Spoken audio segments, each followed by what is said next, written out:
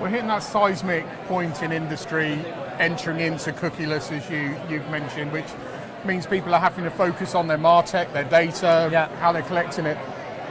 As a business, I suppose that presents you with the same challenges of any other enterprise organisation out there. How are you going to address the cookieless era? Well, absolutely. Those two issues, trust and privacy, are one of the biggest themes that I think are here now, but certainly in the next 2 to 3 years. And our ability to engage with not necessarily, mass scale B2B marketers, but our bet, and we've bet the house on it, is creating community, creating value where people are prepared to share their data, prepared to be engaged, and prepared to allow us to talk to them, both on a 365 basis in Propolis, but also at our events, because we drive value, not because we're trying to sell them something.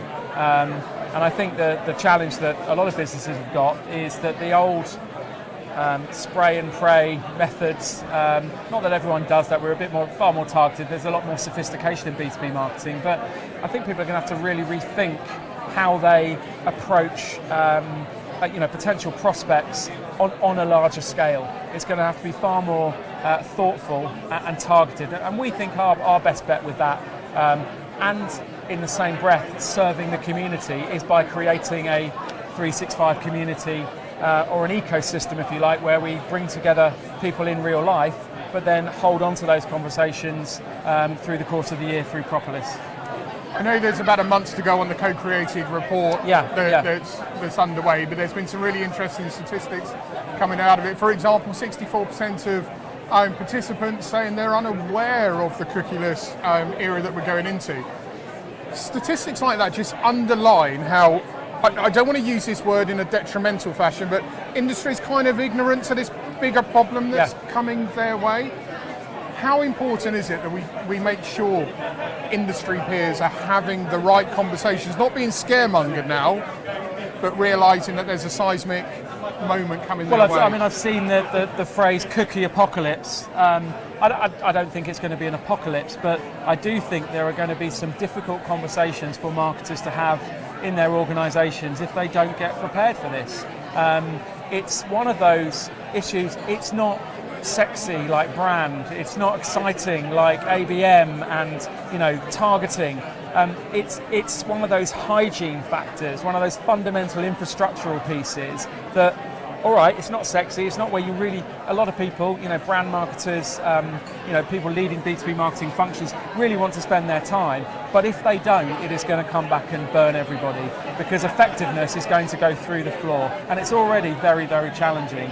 But without, businesses addressing this cookieless era properly and now in good time, there's going to be, growth is going to be probably not like that, but it's going to dip. And effectiveness is really going to be hit.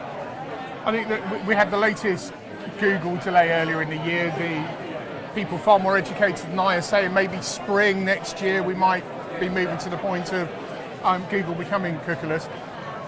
The speaker that was on stage earlier, I loved his phrase that this is an opportunity for B2B to overcome a challenge rather than sort of cowering away from it.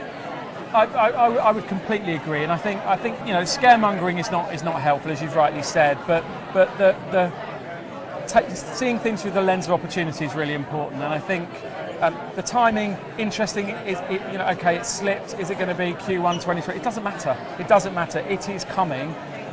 Eventually, it will get through the CMA review, and it is going to happen. So, if anything, we've got a bit of a stay of execution to take the opportunity to find an alternative. And actually, do you know what? Even if you didn't have this cookieless era going, would it not be a good idea for marketers and B2B marketers to be thinking differently anyway? Because the quality of data, privacy, making sure that we're doing the right thing from an ethical point of view is just good for B2B anyway.